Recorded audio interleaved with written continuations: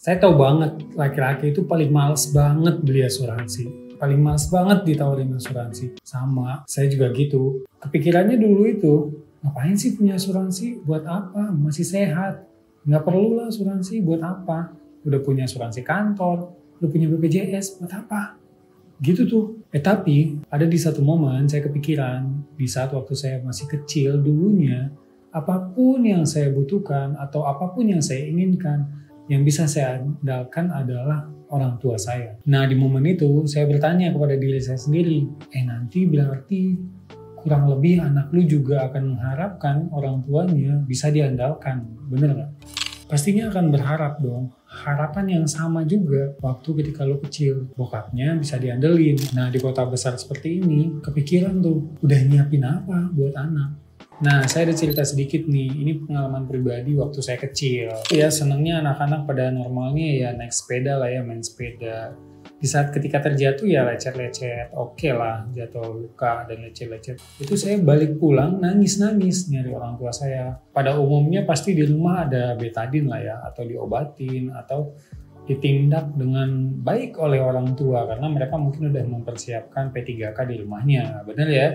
Saya berpikiran kalau misalkan situasinya berbeda, memang jatuh, terus luka, atau situasinya memang tidak bisa ditangani hanya dengan cukup betadin aja.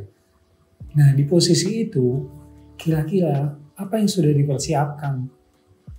Yang ini harus notabene harus dibawa ke rumah sakit atau harus ada tindakan yang jauh lebih kompleks lagi. Nah, apakah kita sudah siap belum untuk menanggulangi situasi atau risiko yang terjadi pada saat itu? Nah, saya juga ada cerita satu lagi, ini menarik banget ceritanya. Ini cerita dari senior saya atau senior kerja saya sebenarnya.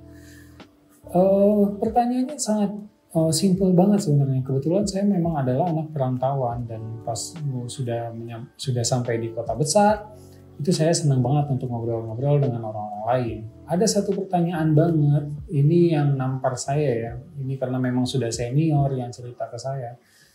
Dia nanyanya simple kayak gini, dia memberikan sebuah cerita dengan contoh yang sangat simple sebenarnya karena memang saya senang naik motor saya juga waktu itu motor gede ya.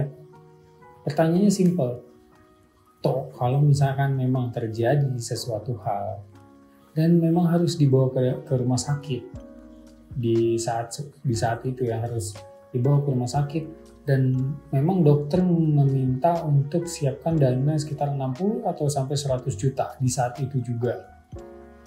Kira-kira di momen kayak gitu, ke siapa kamu bisa meminta bantuan? Itu benar-benar satu hal yang bisa secara spontan langsung saya jawab karena memang di usia seperti itu atau di usia 25 tahun, 27 tahun, 28 tahun itu menjawab minta ke orang tua itu rasanya itu tuh agak seperti gimana gitu ya.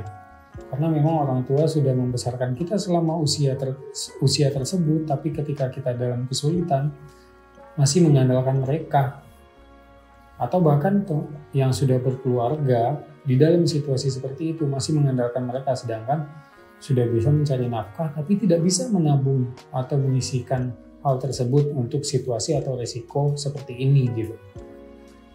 Itu benar-benar gak bisa saya jawab karena saya malu untuk menjawabnya dan pun kalau ternyata memang saya jawab saya juga udah nebak pasti akan ditimpalinnya, loh, kok masih minta ke orang tua? Padahal umurnya udah segitu. Dalam pikiran saya seperti itu. Ya mungkin jawabannya, responnya bisa berbeda. Ya, gak ada yang tahu. Kesimpulannya sebenarnya laki-laki itu ya, dia suka berpikir dengan logika. Selalu optimis tuh dengan pemikirannya.